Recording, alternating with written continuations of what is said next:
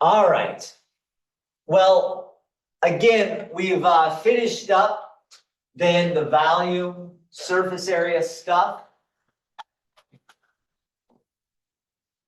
And we saw how all those things worked.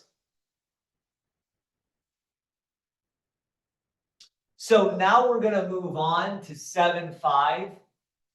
And 7.5 is about the concept of work. All right, the physics concept of work.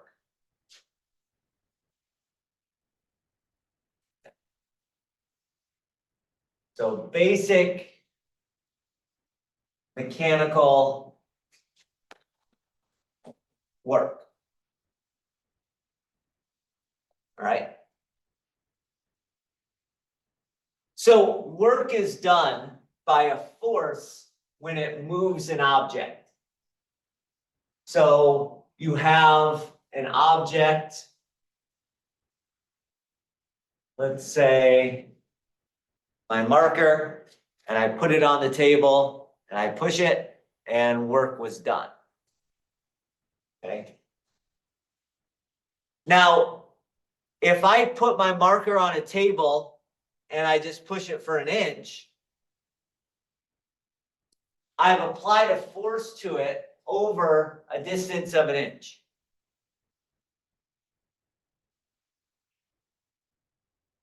If I apply that same force over the distance of 12 inches, I've done 12 times the amount of work. Does that make sense? So you push something, the further you push it, the more work you've done. And the heavier the object is, the more friction means I'm going to have to apply a harder force. And so work is basically the idea of taking a force that I apply and multiply times the distance that it's applied across. So I apply a force over a certain distance. I push an object over a table at a steady force over a specific distance. Work is force times distance. Now, in that context, I was letting my force be constant. We were pushing an object over a flat table in my example. But what if you're pushing an object and it's up a mountain, but it's not a steady slope? So some parts of the mountain are steeper. Sometimes you're pushing it flat. Sometimes it's less steep. Well, then your force is going to be variable. So as our force becomes variable, how do I calculate work? And that's the issue in 7.5. How do we calculate work when force is applied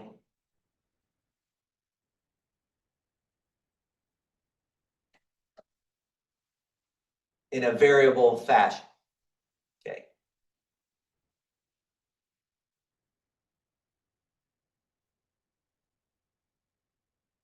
By the way, just so that we're all aware of units, I'm not a big stickler on units in this class, but if you go into physics,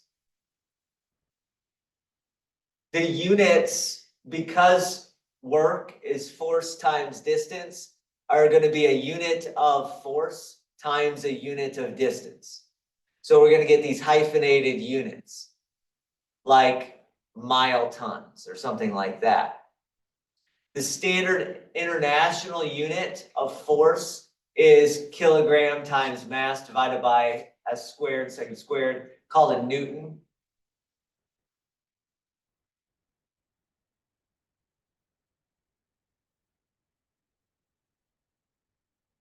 No, kilograms times, called Newton, there you go.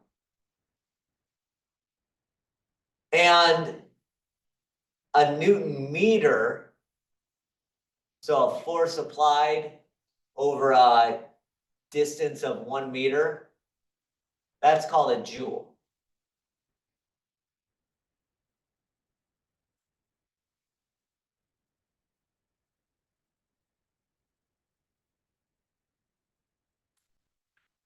Kilograms times meters over second squared. Did I say meters the first time?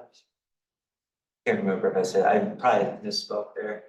So standard SI unit for force, kilogram times meters over second squared, called a Newton. That's the force unit. Kilograms times meters over second squared, yeah. And then you apply a force over a meter, that's called a joule. Yeah, again, I'm not a stickler on any of these labels, but if you get into physics, they tend to be sticklers on those things. Okay. My point is that force, because work, because it comes from a force times a distance in the constant, is usually a hyphenated thing. All right, Newton meter, something like that. All right, so like I said, the goal of 7.5 is to say, how do I calculate work if my force is variable? And what we're going to do is we're going to graph our force function, which conveniently we'll call f of x, a force function.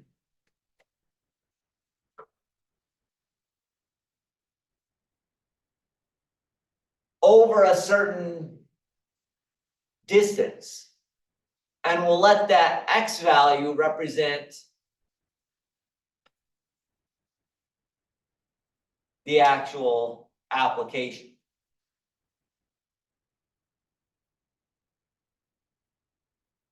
And then we're going to take the limit as we get smaller and smaller chunks, and we're going to do the standard calculus thing.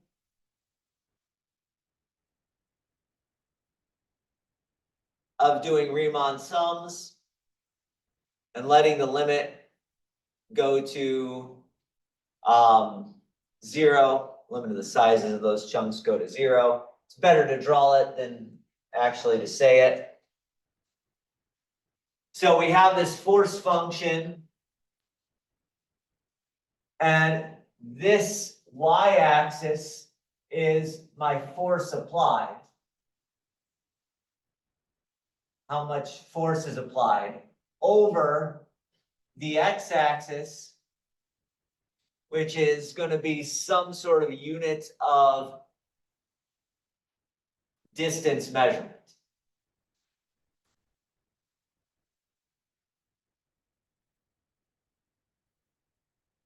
And if I want to find the force applied from spot A to spot B,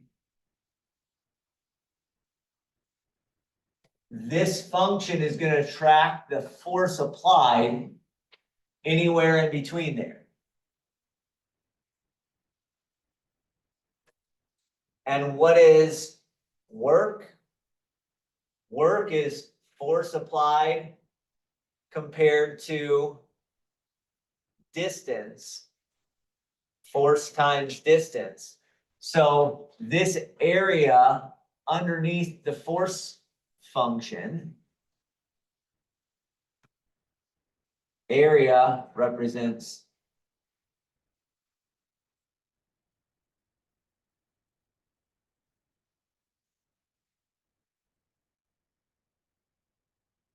work.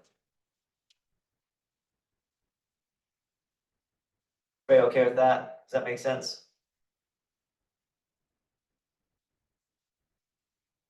So force times distance.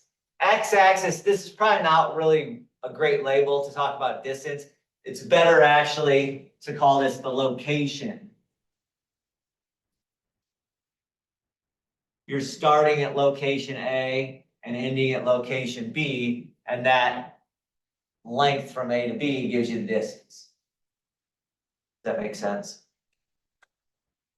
So technically, the x-axis is a location axis, and then between A and B gives you the distance.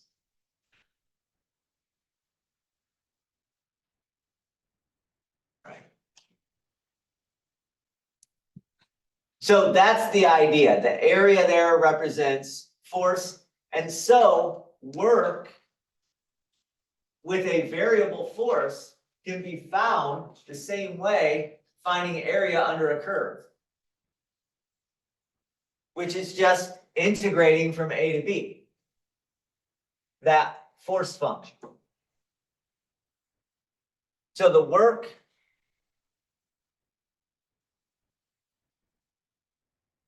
done by moving an object along a straight line with continuously varying force, called f of x,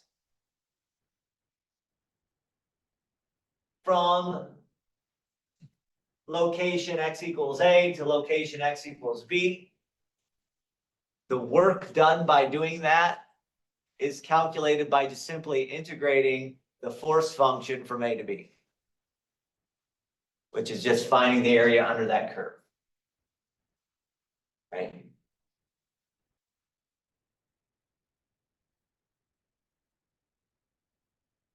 And that's the work formula that we're going to utilize.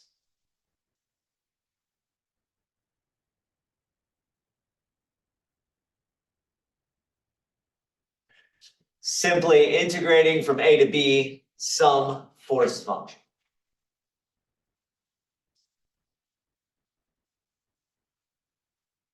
So the obvious question is, how do we get the force functions? How do we end up attaining the force functions in this section? There's actually a lot of different force functions in physics. We're not going to do all of them. What we're going to do is we're going to talk about Hooke's law.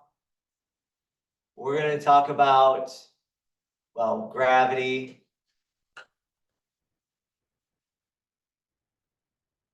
We're going to talk about Newton's law of universal gravitation.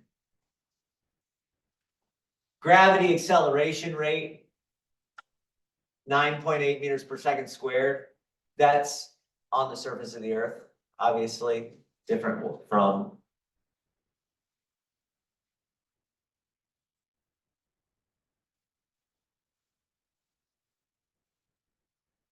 Hooke's law talks about the force used to compress a spring.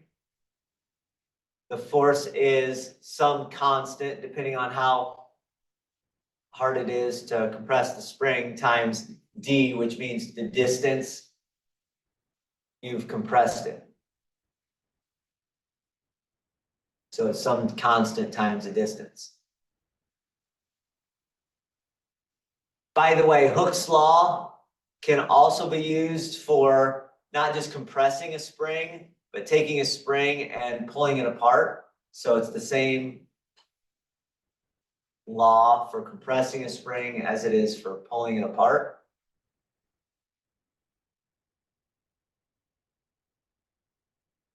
And Newton's law of universal gravitation says that the gravitational force between two bodies is going to be some constant times the mass of the first body times the mass of the second body divided by the distance between them squared.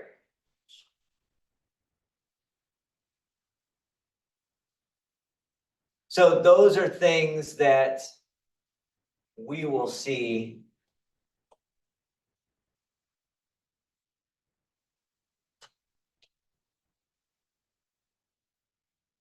in our examples. That work?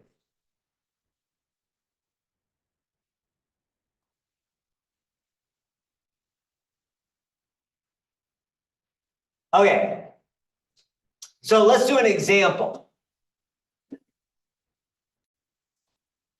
This says a 100-meter rope is hanging from the top of the cliff. So we'll put a little guy here. Pulling a rope, 100 meters.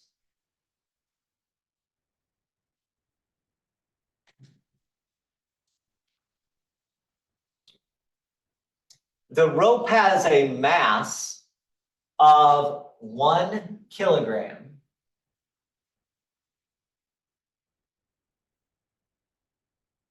Per every 4 meters.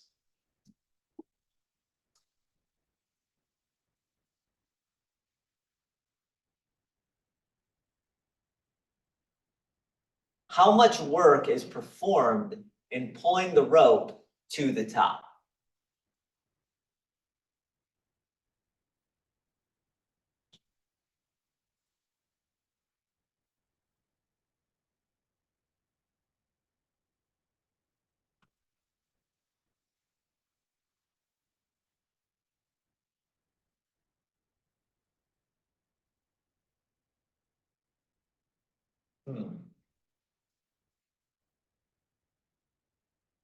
Everybody follow that?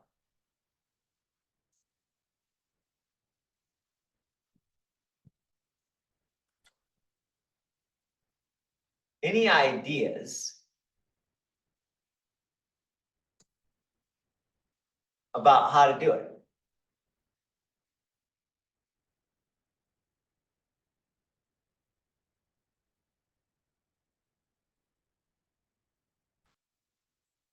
Maybe convert it to newtons. That's not gonna get. That's not gonna get me where I want to go.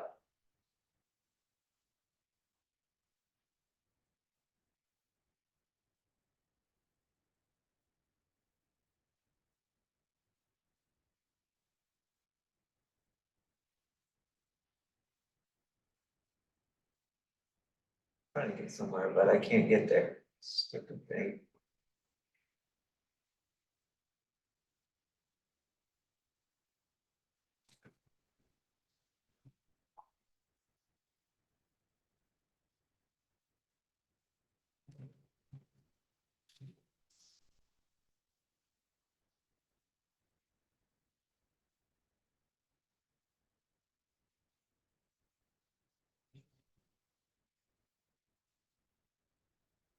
What do you think I'm gonna use? Probably not spring, not universal gravitation.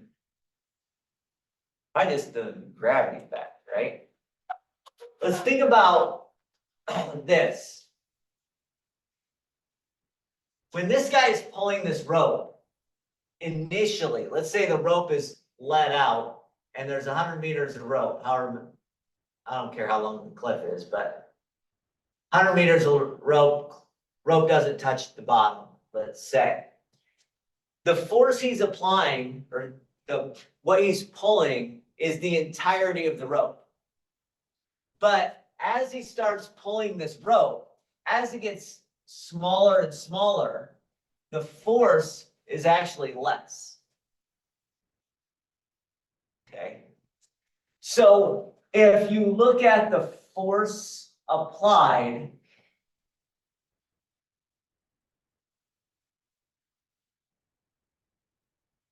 versus the location, we'll call 0 the initial location where 100 meters of rope is hanging there. to location 100.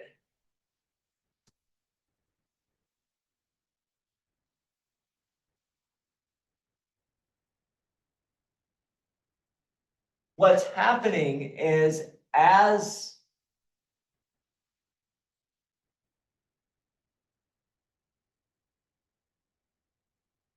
let me rephrase this. Once he pulls all of the rope up, there's no more force that needs to be applied, right? So it'll be down to 0 once he pulls the whole thing up. Okay, so it's gonna be a line like that.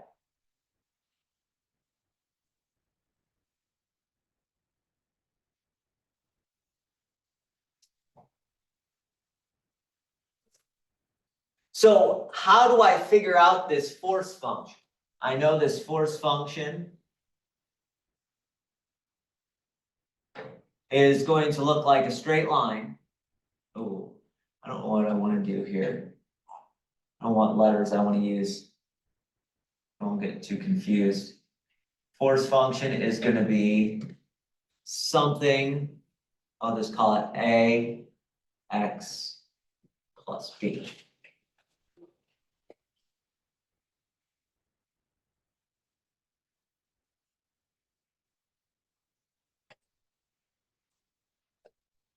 Scrolling so I can show you when in doubt something.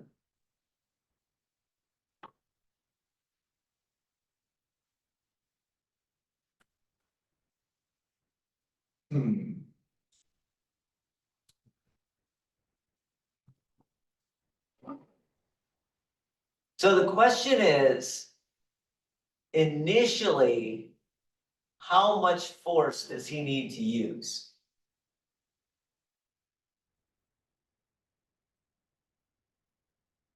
How much force initially?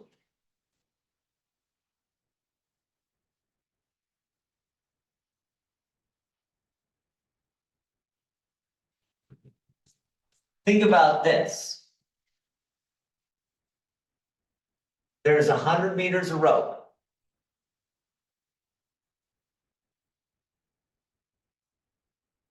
What's the constant of gravity that's being applied to this rope? Well, it's 9.8 meters per second squared. So it's going to be 9.8 force of gravity times 100 meters of rope.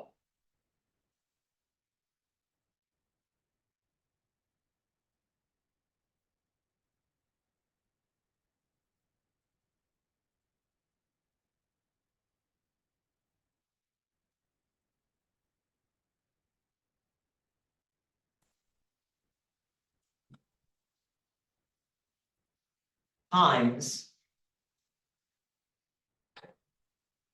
well, if I'm pulling up a really thin thread, that's not going to be as weighty as pulling up a massive chain.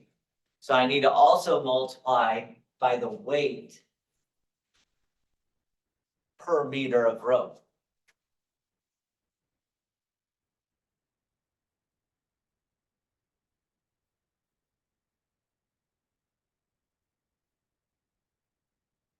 By the way, if 1 kilogram, if the rope weighs 1 kilogram for every 4 meters, in 1 meter of rope, how many kilograms are there?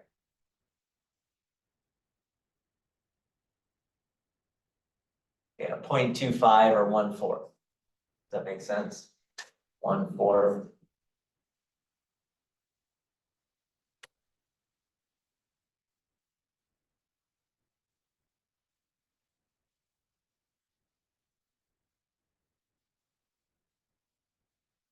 So that's the force initially.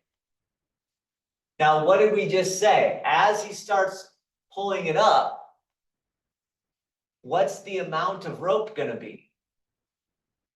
Well, the amount of rope is going to be changing from 100 down to 99, down to 98, down to 97, all the way through down to 0, right? And so the force function is going to be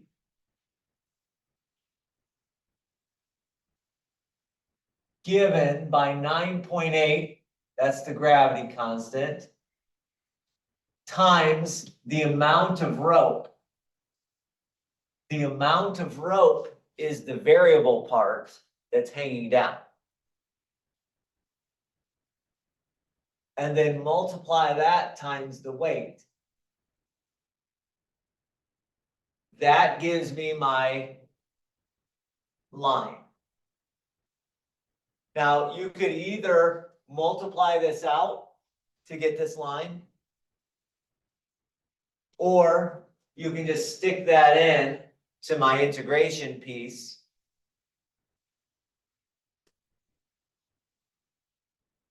To figure out the work. So the work is going to go from 0 to 100. 9.8 times 100 minus x times the weight of the rope integrated with respect to dx. Or like I said, you could have multiplied that out if you like and get a function that looks more like this. Doesn't matter to me. If I was doing this by hand, I'd multiply it out and get a function that looks like this, linear function that looks like that. Since I'm using my calculator on this, I will just plug that in my calculator.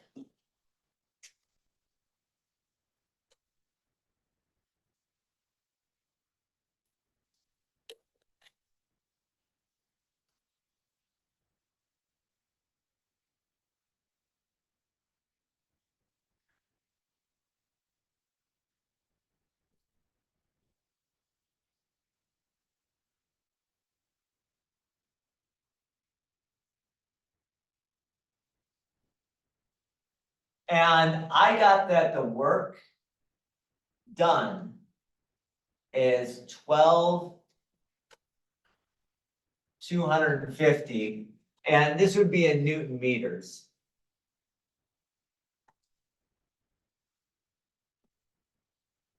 Also known as joules. If you traced back all of the labels we used, we were talking about things in meters. Talking about kilograms and meters. That's an indication your force is in newtons.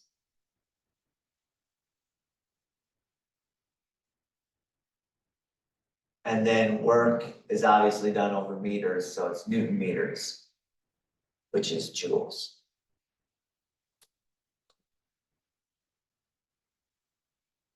Okay. Now I want you to do this. I know we haven't looked at the book a whole lot this semester, but many of these problems are in the book, or not exactly the same as the ones I do on the different numbers and things, but the general concept of, rope hanging over a tall cliff, and then you get your force function, and then you integrate that force function and do all that. So I do want you to at least once have seen that, yes, the book, if you look it up, again, it's a free download. It's not you don't have to purchase it or anything like that. It's at apexcalculus.com, but it does show you, if you're stuck on the homework, usually there's an example in the book that's like that, as long as obviously, along with obviously the example in the notes. Trying to get to there. Again, if I were trying to do this problem by hand, I would have multiplied that out, that force function out, made it look a little bit more like this to make it easier to integrate. Since we have our calculator, I just plugged it in as is, like that. All right, any questions about that type of a problem? Picking up a rope, seeing how much work is done.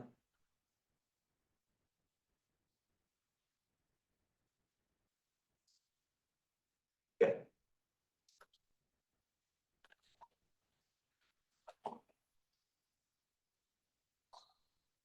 All right. I want you to, this one's gonna be really similar, different but similar, okay? So 10-meter chain is all lying on the ground. We're gonna attach something to it and hoist it up. Okay? Until the chain is no longer touching the ground. So until it's just barely off the ground. Okay? Chain has a mass of 2 kilograms per meter. How much work is performed in lifting the chain off the ground?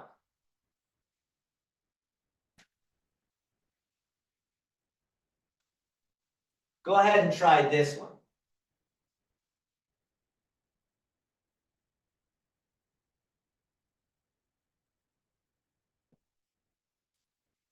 Again, similar concept, similar use of the force function here.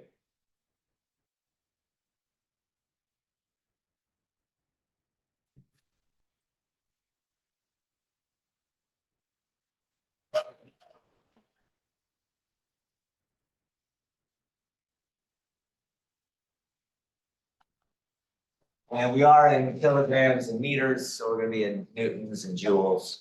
Newton meter or joule for my work. Newtons for my force.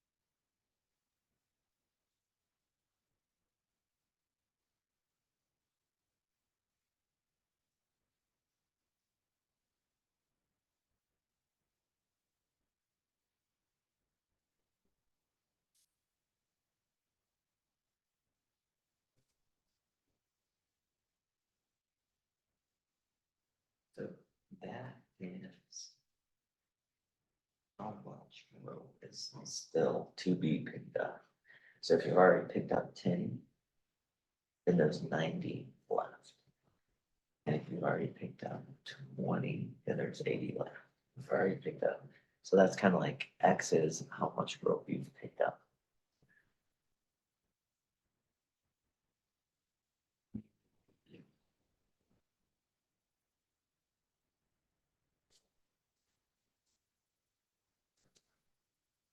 don't actually have to do that.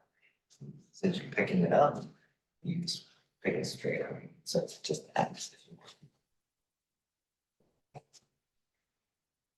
Alright, so this one, since we start with the chain lying on the ground, initially, actually, there's no force that's being applied. So your initial force is really low, and as you start picking that chain up higher and higher and higher, hoisting it up, you obviously with some help, then you have to pull more and more and more. So your force is actually going this way, well, in a straight line, and not very straight, but straight line up, depending on how much chain you've already picked up. So when I say location, this is like how much chain you've picked up, all right? So as I've picked up 1 meter, the force applied is gonna be 1 meter times gravity times weight of the chain. If I've picked it up 7 meters of chain, it's gonna be 7 meters times gravity times weight of the chain per meter. So the mass of the chain is 2 kilograms per meter. That means my force function, again, gravity constant times weight of the chain. And in this case, as you're picking it up, it gets higher and higher and higher. So if I've picked it up 7 meters, I'm multiplying that 2 kilograms times gravity constant times 7 meters. If I've picked it up 8 meters, I'm doing gravity constant times 2 times 8. If I've picked it up only 3 meters, gravity constant times 2 times the 3 meters. So this X is just how many meters I've picked it up. So location, the X is how many meters? Meters. The chain has risen. Chain.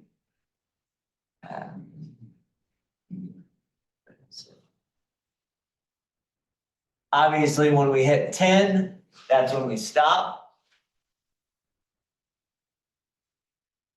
So we're going to integrate from 0 to 10. And we're just integrating this function, 9.8 times 2 times x. That's the force function we're integrating with respect to x. When I type that into my calculator, I got 980 Newton meters or joules. Is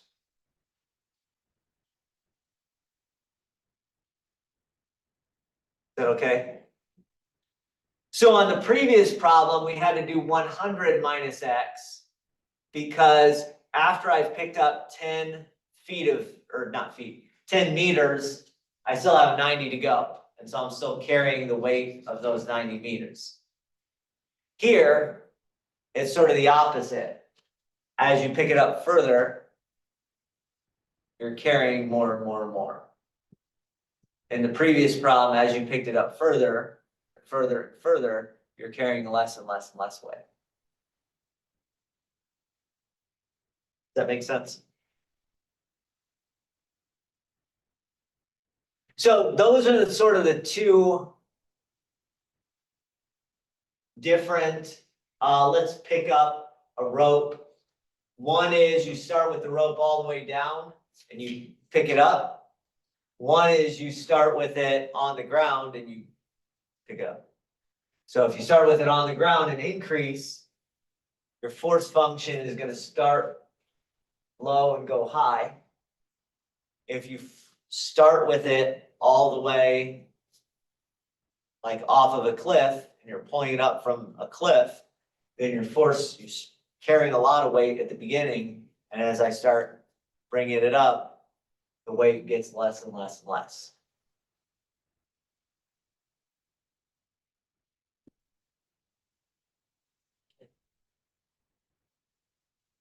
All right, so those are the two gravity examples.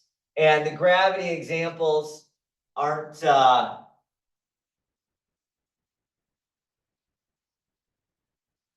anything special. They're just using that gravity acceleration rate. 9.8 meters per second squared. Okay, and if I give you a problem using this gravity acceleration rate, I will be in meters and kilograms and stuff like that. All right. So let's go on to the next force function that we'll deal with. And that is the force function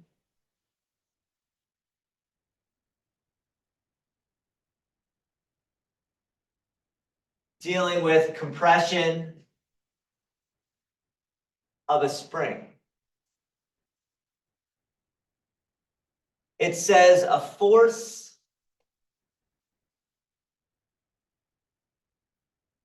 of 1,500 pounds compresses a spring 3 inches from its natural length of 15.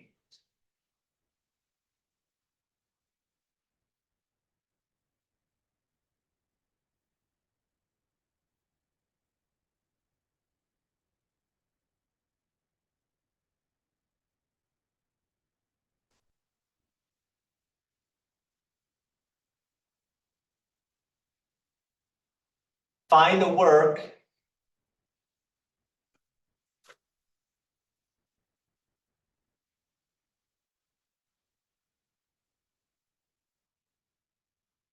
done in compressing the spring down 5 inches from its natural length.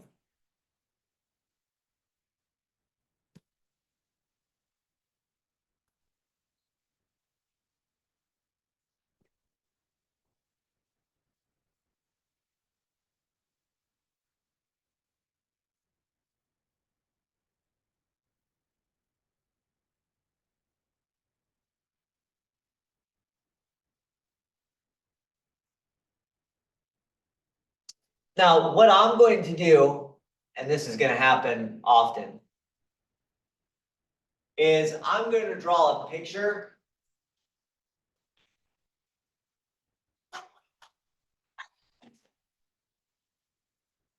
and I might not even draw the force function on the picture. I might just think about how I'm going to orient the distances involved. All right. So my x-axis here, what I'm going to do when I compress a spring is I'm going to think about the spring being laid out on the x-axis. And let's say it ends right here. Starts right here. This is the 0 on the x-axis, the top of the spring. Because its natural length is 15, this would be 15.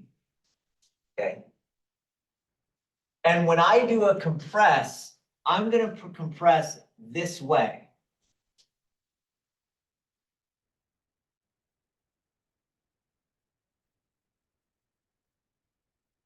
So I'm going to compress this way.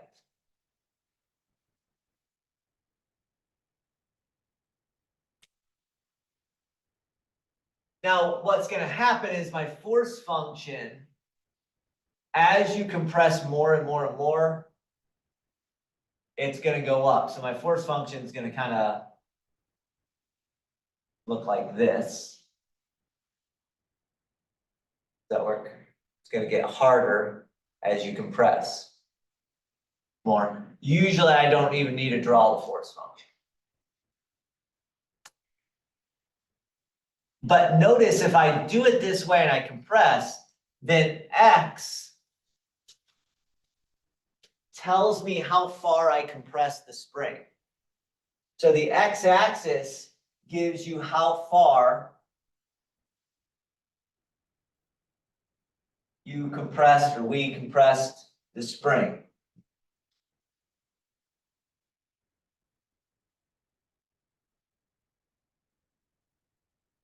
Everybody follow that? Now that's important because remember Hooke's law says the force function of compressing a spring is K times D, where D is the distance you compress the spring. So we can now, if I orient this way, I can say my force function is going to be a constant times the x variable.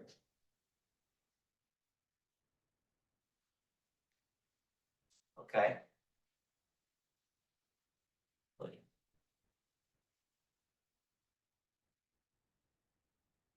I apologize, I'm gonna look something. Oh.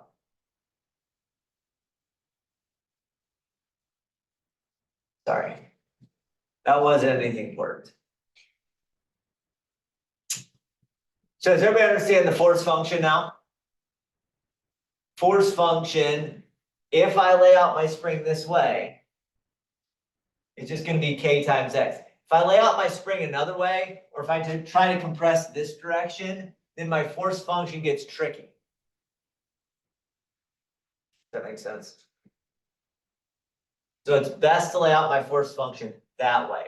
Press the spring in that direction. Now, how do I find the K? Well, the K comes from this. A force of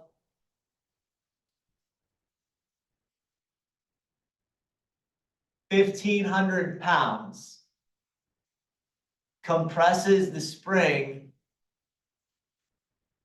down 3 inches from its natural length. So K has to be 500 when I divide both sides by 3. And again, every spring is going to have a different constant. This one happened to be 500.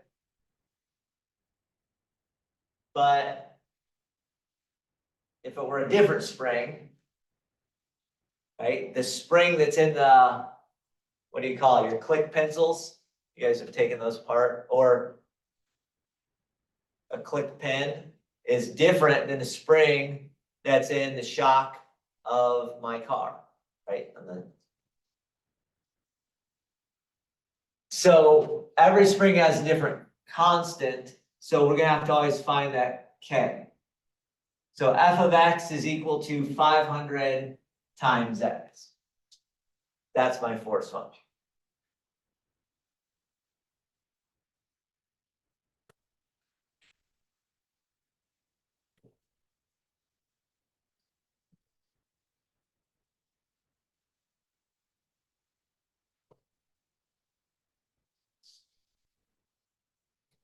Now, this says find the work done in compressing the spring down 5 inches from its natural length.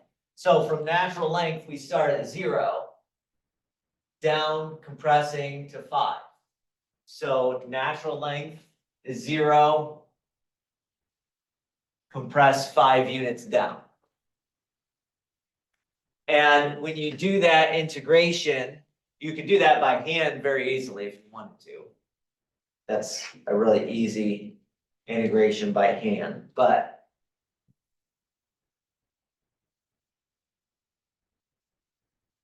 sometimes it's even easier to put it in your calculator.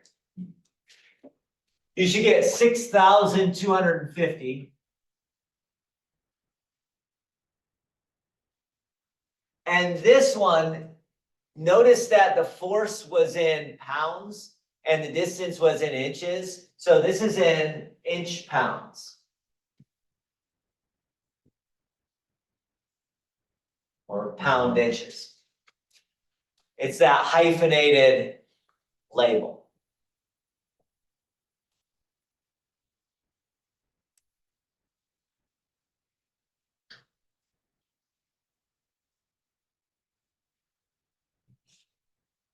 that all right? That kind of concept?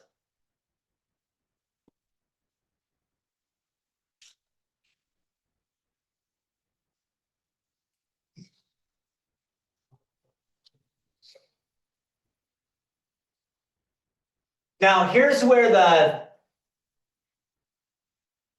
hard part about these spring problems, the hard part about these spring problems is how do we read it and can we make sure that we read it in the correct way? Okay. So let's take the same spring, this spring that is 15 inches long and it takes 1,500 pounds to compress it 3 inches. All right, a force of 1,500 pounds compresses it 3 inches. By the way, that's a pretty sturdy spring, right? Gonna be a lot of weight compressing 3 inches, compress just 3 inches. This is not your click pen, right? Not the same spring in your pen, but that's good. So same spring, so we're gonna have the same force function. So all of that work is all set up for us. We want to find the work in compressing the spring down to a length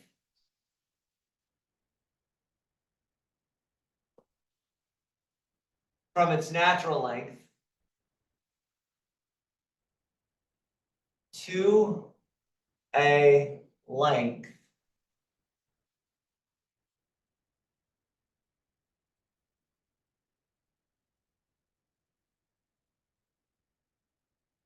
of 8 inches. All right, so same exact spring. Now we want to compress it down to a length of 8 inches. Again, from natural length.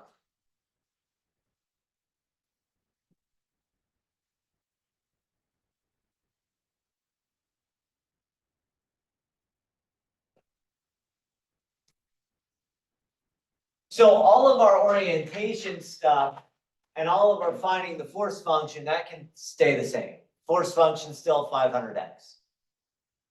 Okay.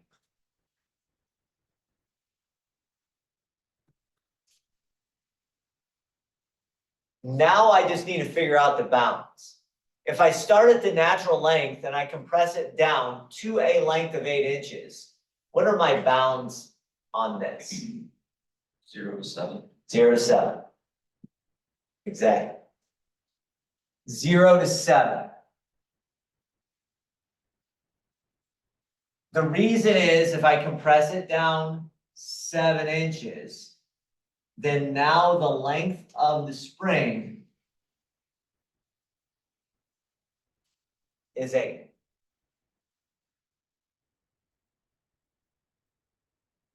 So compress down 7 so that now the length of the spring is 8 units. Has to add the 15, right? The amount you compress from natural length plus the size of the spring left, those have to add to 15. So that's the integration.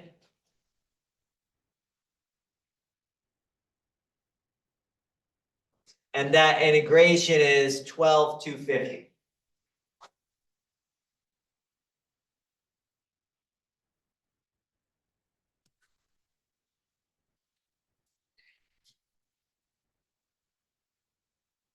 So that's the thing you got to be really, really careful for about the springs. Sometimes they'll say, we want to compress it down this amount. And then other times they'll say, we want the spring to be this length after I compress it.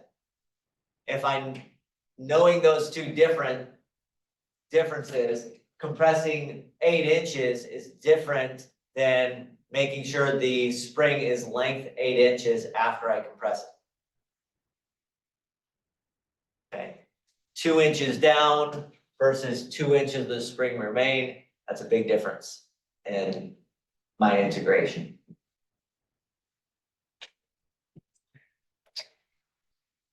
So that's the basics of it.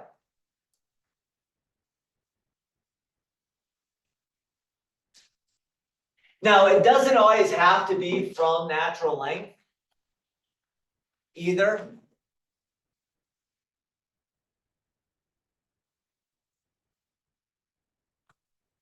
It says in this one, find the work done in compressing from a length of 12 to a length of 6.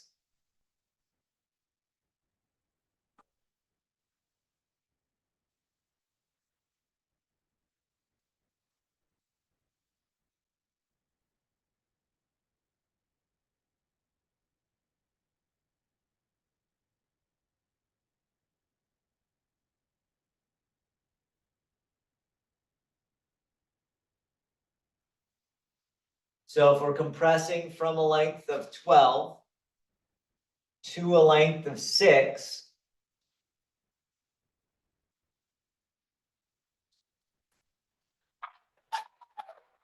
so spring length is 12 to start out with. By the way, if the spring length is 12 to start out with, that means I've compressed 3 units already, right? So I'm starting at 3. And then if the spring length is 6 to end with, that means I've compressed a total of 9. Do you follow that? So basically, how far I compress, I'm starting at 3 compression, and I'm ending at 9 compression.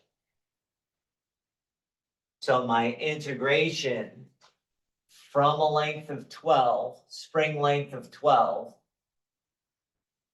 spring length of 12 is compression length of 3, and to a length of 6, that's compression length 9.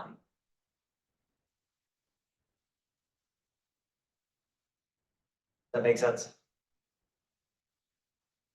So be very, very careful about that. X is how far you compress, not the length of the spring. Okay. Length of the spring is 15 minus how far you compress. That's something you can either do by hand or just type into the calculator. Both are pretty easy.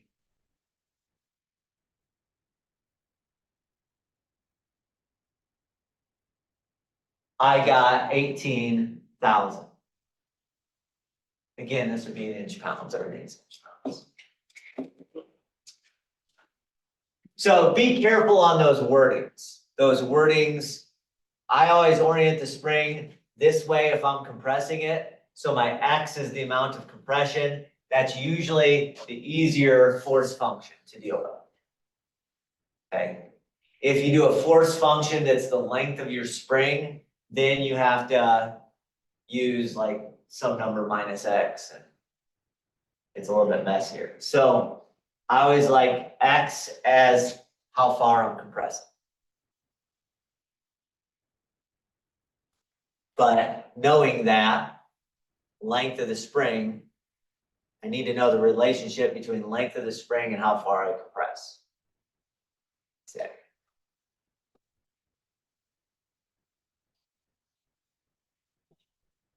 All right. So now let's do the other direction. Let's stretch a spring.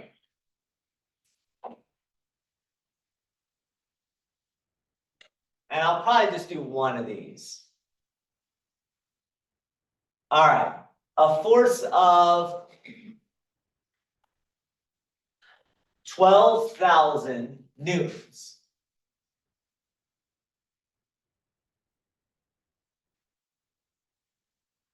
Stretches a spring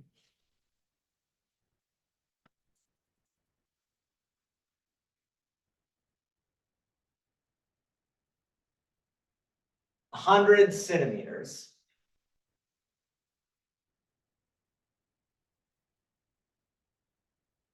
from its natural length of 2,000. centimeters.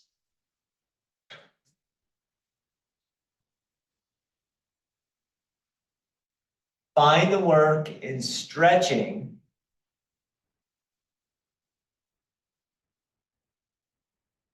the spring 600 centimeters from its original length.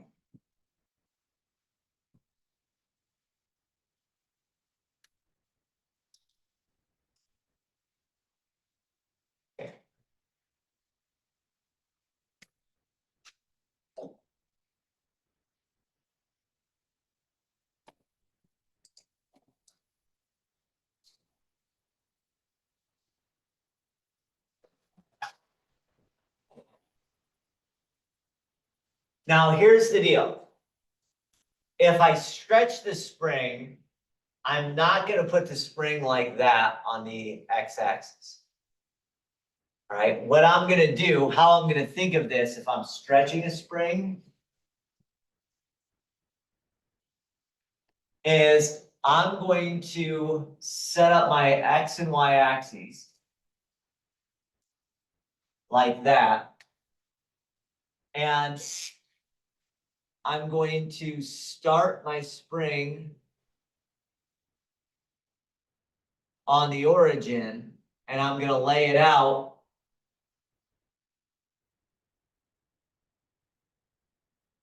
in the opposite direction. That way, when I stretch, I'm going to pretend that this is anchored. This point here is anchored. And I'm going to grab this top of the spring and stretch it to my right. What that does is that lets my x value be the amount I stretch the spring.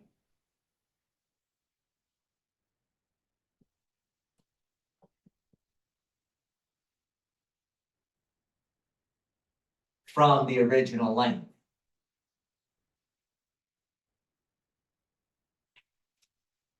Is that okay?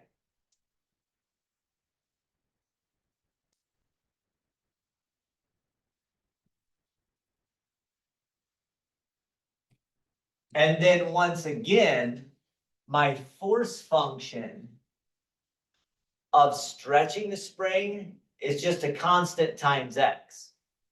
D is the distance that I stretch the spring or compress the spring, 1 and 2. So my force function is just k times x,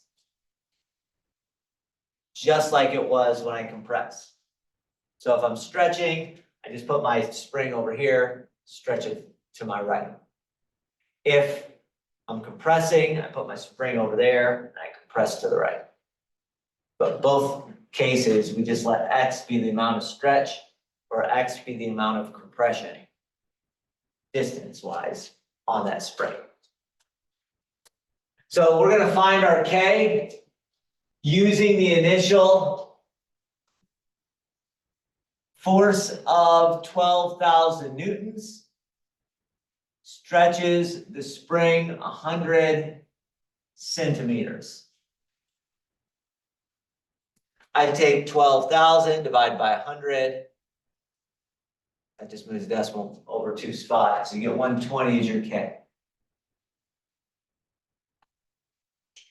So my force function is 120 times x.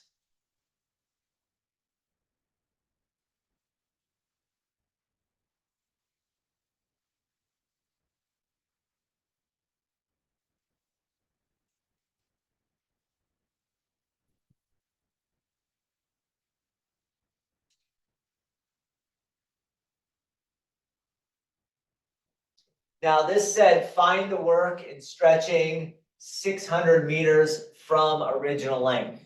Original length is a stretch of 0, so an x value of 0. Stretching 600 means you go to x value of 600. So 0 to 600, 120x dx.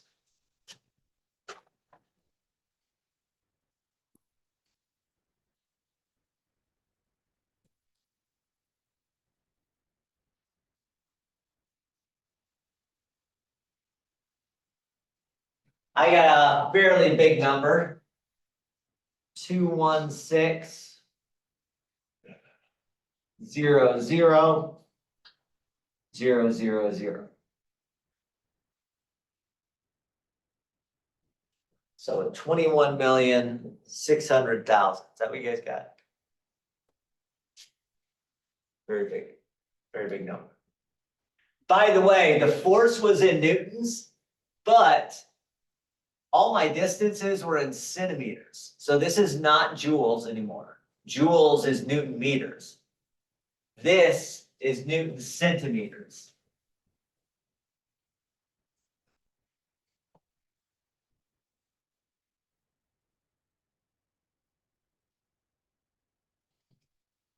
If I wanted to convert it into Newton meters, then I would just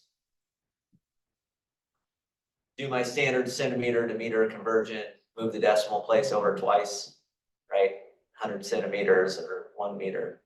So you can easily do that by moving the decimal place over twice and converting that to joules if you want. But you don't have, that's not part of this problem.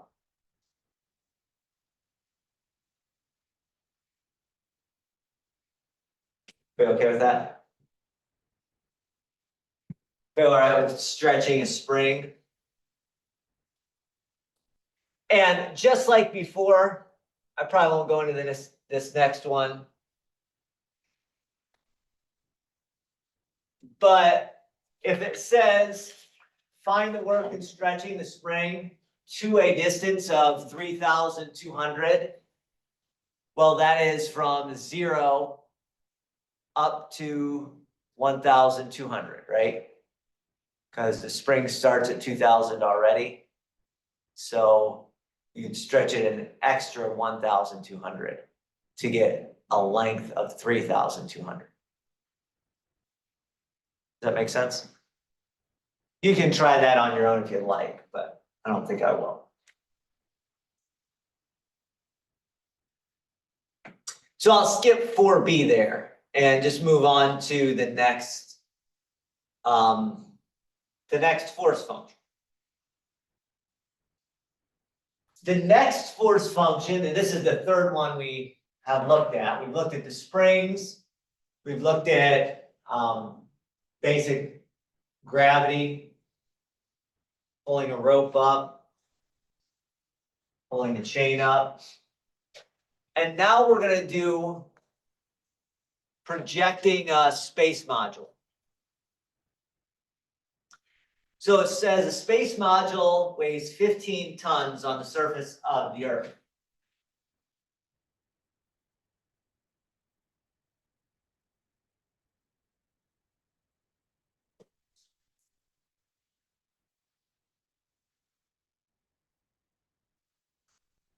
How much work is done in propelling the module to a height of 1,200 miles above the Earth?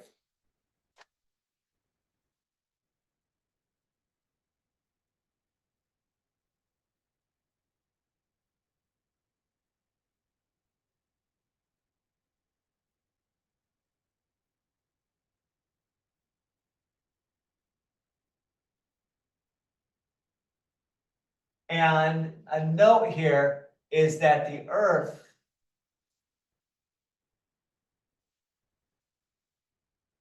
has a radius of approximately 4,000 miles.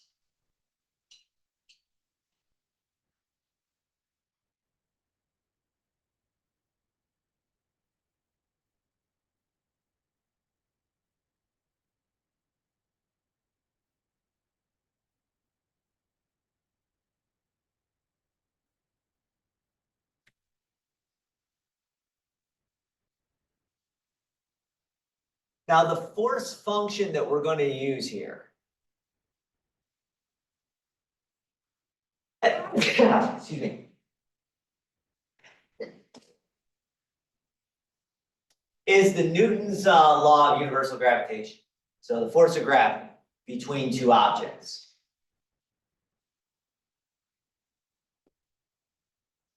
The force of gravity between two objects is K times the mass of object 1 times the mass of object 2 divided by the distance between those two objects squared. There's two clever things we're going to do here. The first thing we have to do is we have to realize, as I'm standing on the surface of the Earth, how far am I away from the Earth in terms of Newton's law of gravity? Well, if I'm standing on the surface, I'm not 0 away.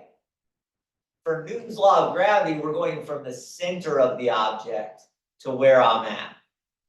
So technically, I am 4,000 miles, using a radius of 4,000 miles, from the center of the Earth. And that's what we're using in Newton's law of gravity, center of mass. Is that right? So we have to realize that. So that's trick number 1. Trick number 1 is to realize we're going to be measuring everything not from the surface of the Earth, but from the center of the Earth. And that allows me to start orienting my problem correctly. So I'm going to make the origin the center of the Earth.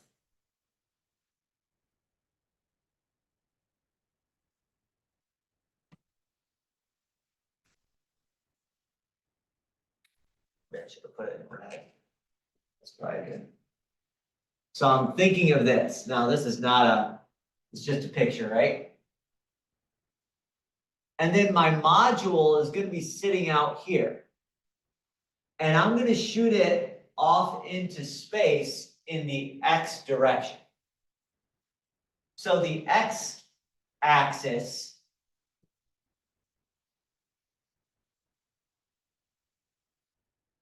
x is the distance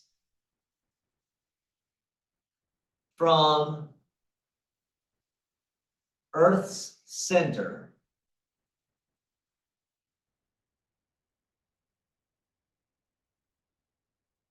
to whatever the module is, to where the module is.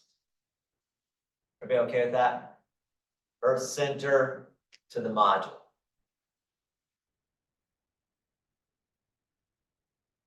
And if I let my x be oriented that way,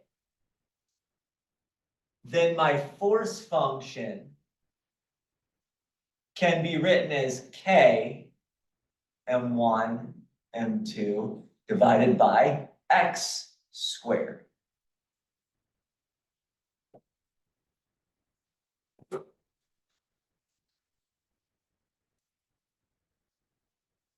So if I orient in the right way, I can let my d and my x be sort of interchangeable. But that's only if I orient in the right way.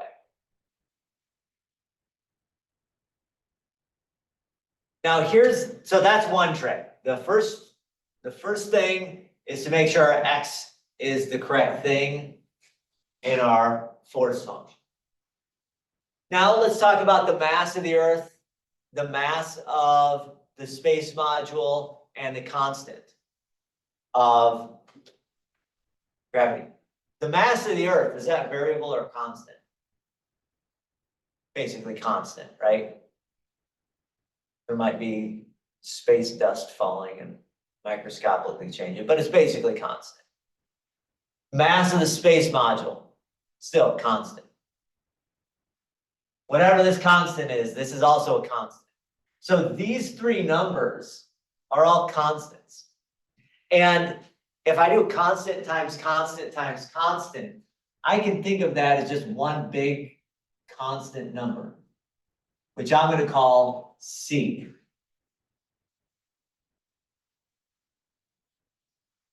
So I'm going to simplify my force function just to be a constant number divided by x squared.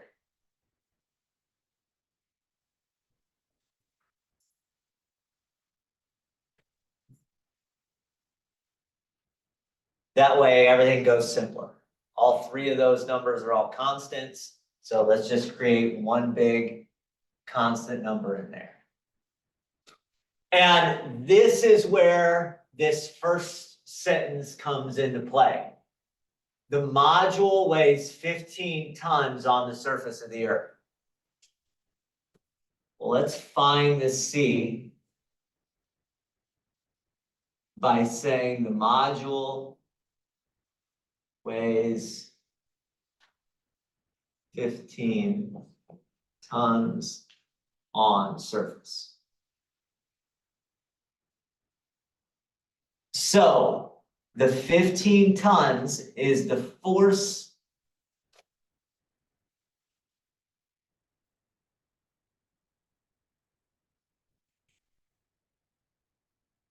that the module feels on the surface of the Earth.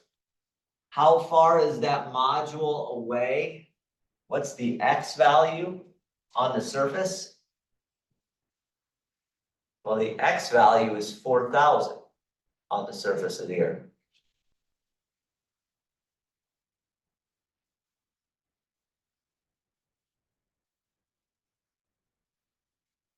Everybody okay with that? If I take 4,000 and square it, and then times that by 15, I get my constant, which is a constant of like 240 million or something like that. It's really, really big. Can't remember how many zeros are on here. So let me look. How many zeros? Yeah, 240 million. Got one more zero. Is that right? So that means my force function that's gonna go in is 240 million divided by x squared.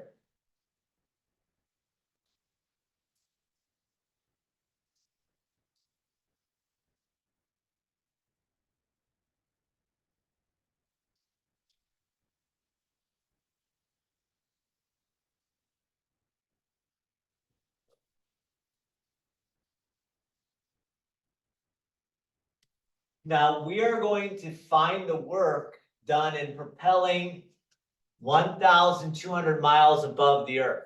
What am I going to integrate to and from?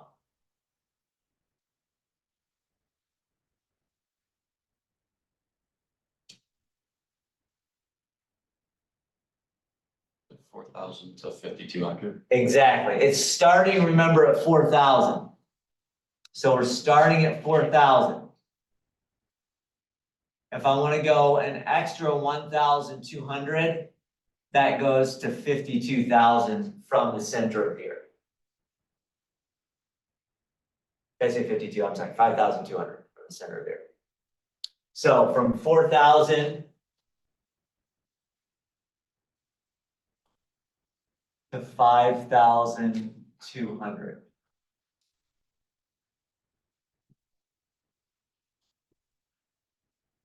And then I just apply that. Throw that in my calculator.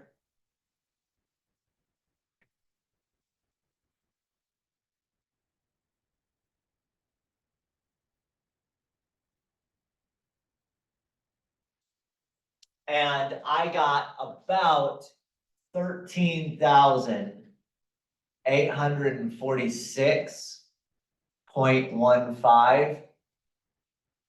And the force was in tons.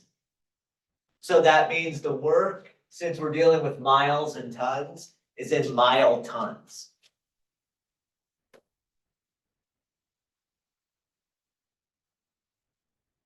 It's a weird concept, I know, but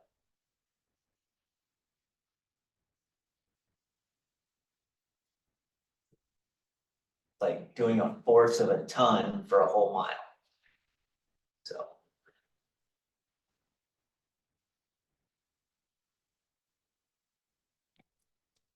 Any questions about the setup,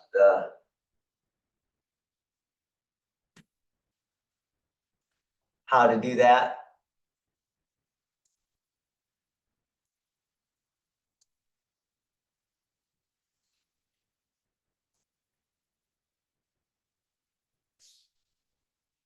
By the way, I'm gonna do this very quickly. If we double the distance that we send this module into space from 1,200 miles to 2,400 miles.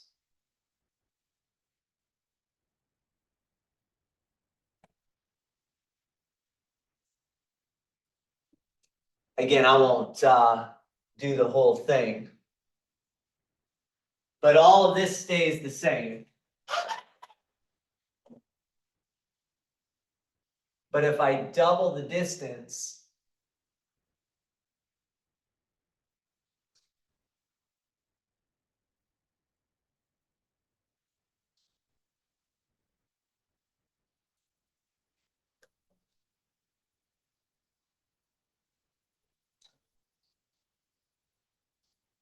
I get obviously more work being done, but it is not double the work.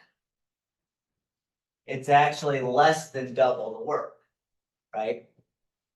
Which should make sense because as you move further and further away from the Earth, the force of gravity gets less. So it's easier to move objects because there's less gravity being applied.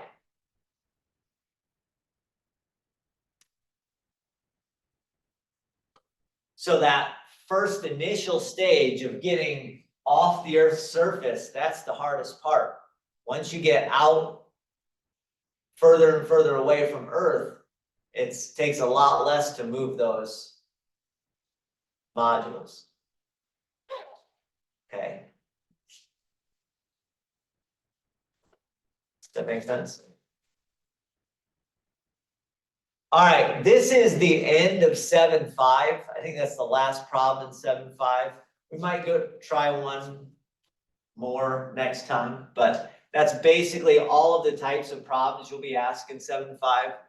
Now, these aren't all of the work problems that ever existed, but these are the problems that exist for us. Okay, there are other examples of work problems that we're not doing in this class. So there you go. So if you want, you can do all the 7.5 homework. You know, it is due on Friday. Other than that, have a good couple of days. Until I see you next time. All right, see you.